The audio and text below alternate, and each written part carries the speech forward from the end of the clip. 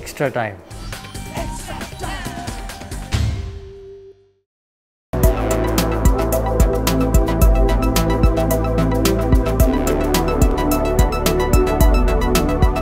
মিষ্টি কথা, বাংলার নতুন মিষ্টি। আই লিগ ক্লাবগুলোর জন্য খুশির খবর। ক্লাব জোটের দাবি কার্যত মেনে নিয়ে এবার একটাই লিগ হওয়ার কথা জানাচ্ছেন এআইএফএফ সচিব কুশল দাসও। এ নিয়ে এক্সট্রা টাইমকে দেওয়া একান্ত সাক্ষাৎকারে কুশল দাস জানিয়েছেন, লিগ একটাই হবে, তাতে প্রমোশন যেমন থাকবে তেমন রেলিগেশনও থাকবে।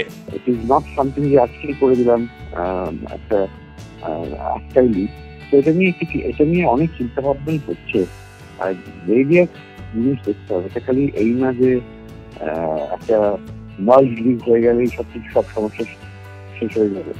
এটা মেইন ইস্যু হচ্ছে ফাইন্যান্সিয়াল সাস্টেনেবিলিটি দেখতে হবে ক্লাবের।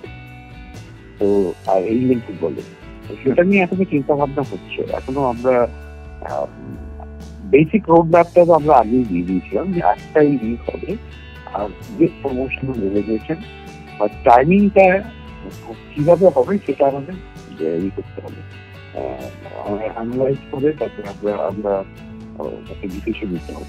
এদিকে শনিবার ভুবনেশ্বরে লিগ কমিটির বৈঠক হওয়ার কথা। সুপার কাপ না খেলার জন্য কি শাস্তি হবে ক্লাব জোটের ক্লাবগুলোর? কুশল দাস অবশ্য বলছেন, শনিবার শুধু আলোচনা হবে, তারপর বিষয়টা শৃঙ্খলা রক্ষা কমিটির কাছে পাঠানো হবে। ওখানে রুলস এন্ড রেগুলেশন এবং পার্টিসিপেশন এগ্রিমেন্টে যেটা আছে সেখানে পয়েন্টগুলো দেওয়া আছে। লিগ কমিটি কোনো ডিসিশন নিতে পারে না। এটা লিগ কমিটি তাহলে এই রুলস এন্ড রেগুলেশন গুলোকে অ্যানালাইজ করে তারপরে হয়তো রেফার করবে ডিসিপ্লিনারি কমিটিতে কি কোনো শাস্তি হতে পারে। লেটেস্ট নিউজ আর এক্সক্লুসিভ ভিডিওর সঙ্গে আপডেট থাকতে এখনই সাবস্ক্রাইব করুন আমাদের ইউটিউব চ্যানেল। বেল আইকনে ক্লিক করতে ভুলবেন না যেন।